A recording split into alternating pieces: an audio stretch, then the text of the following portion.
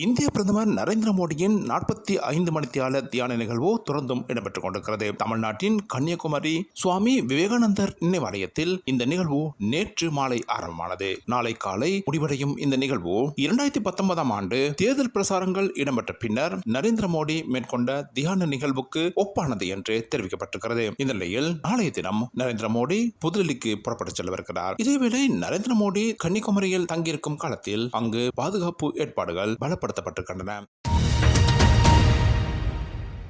அமெரிக்காவின் முன்னாள் ஜனாதிபதி டொனால்ட் ட்ரம்புக்கு எதிராக அந்த நாட்டு குற்றவியல் நீதிமன்றில் தாக்கல் செய்யப்பட்டிருந்த மனு ஒன்றில் அவர் குற்றவாளி என தீர்ப்பளிக்கப்பட்டிருக்கிறார். அமெரிக்க வரலாற்றில் ஜனாதிபதி ஒருவர் குற்றவியல் வழக்கில் குற்றவாளி என தீர்ப்பு வழங்கப்பட்டுள்ளமை இதுவே முதன்முறையாகும். இந்த தீர்ப்பு இன்று வழங்கப்பட்டது. இந்த நிலையில் இந்த குற்றச்சாட்டுகள் தொடர்பில் தண்டனை எதிர்வரும் ஜூலை மாதம் 11ஆம் தேதி அறிவிக்கப்படவிருக்கிறது. அடுத்த ஜனாதிபதி தேர்தலில் ஜோ பைடனை எதிர்த்து டொனால்ட் ட்ரம்ப் போட்டியிட இருக்கும் நிலையிலேயே இந்த அறிவிப்பு வெளியாகியிருக்கிறது.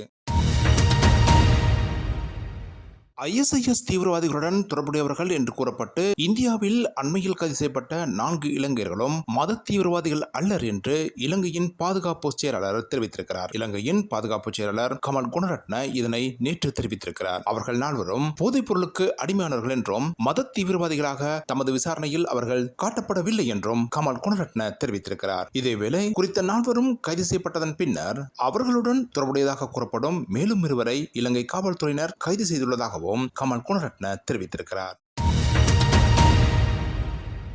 பெங்களூர் STS கட்சியின் தலைவர் பிரஜ்வால் ரெவண்ணா இன்று ஜெர்மனியிலிருந்து பெங்களூருக்கு வந்த நிலையில் கைது செய்யப்பட்டிருக்கிறார். முன்னதாக அவர் பாலியல் குற்றச்சாட்டுகள் சுமத்தப்பட்ட நிலையில் ஜெர்மனுக்கு தப்பியோடியிருந்தார். எனினும் அரசியல் அழுத்தங்கள் காரணமாக அவர் மீண்டும் நாடு திரும்ப வேண்டி ஏற்பட்டது. பெருமளவான பெண்களுடன் அவர் பாலியல் தொடர்புகளை கொண்டிருந்தார் என்ற அடிப்படையில் வெளியான காணொலி காட்சிகளை அடுத்து அவர் மீது குற்றச்சாட்டுகள் சுமத்தப்பட்டு அவர் காவல்துறையால் தேடப்பட்டார். எனினும் அவர் காவல்துறையிலிருந்து தப்பி ஜெர்மனுக்கு சென்ற பின்னர் இன்று நாடு திரும்பியிருக்கிறார். இந்த நிலையில் விசாரணைகள் முடிந்ததன் பின்னர் அவர் இன்று மாலை அளவில் நீதிமன்றம் ஒன்றில் முன்னிலைப்படுத்தப்பட்டு விளக்கமறியலில் வைக்கப்படுவார் என எதிர்பார்க்கப்படுகிறது.